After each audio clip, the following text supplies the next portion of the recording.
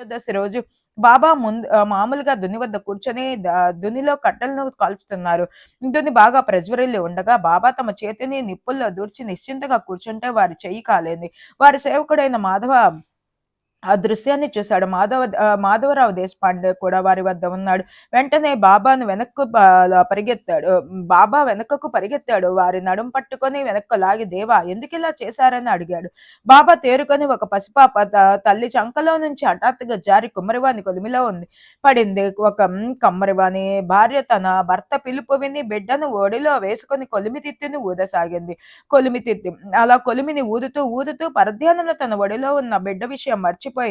పిల్ల దూకుడుగా జారిపోతే నేను వెంటనే పైకి లేవనెత్తాను శ్యామ. ఆ బిడ్డను బయటికి తీయబోతే ఇలా జరిగింది. ఈ చెయ్యి కాలితే కాలిని ఈ బిడ్డ ప్రాణం దక్కింది కదా అని అన్నారు. ఇక చేతి బాధను ఉపశమించజేయడానికి ఏమిటి మార్గం అని ఆలోచించిన మాధవరావు నానా చందర్కర్కు ఉత్తరం రాయాలని నిశ్చయించుకొని సవిస్తారంగా ఉత్తరం రాశాడు. నానా వెంటనే పరమానంద అనే ప్రసిద్ధ డాక్టర్ని వెంటబెట్టుకుని షిరిడి వచ్చాడు. కాళ్ళగాయాన్ని తగ్గించడానికి డాక్టర్ను అవసరమైన అనేక రకాల ఔషధాలను తీసుకుని నానా సాయి చరణాల వద్దకు వచ్చాడు.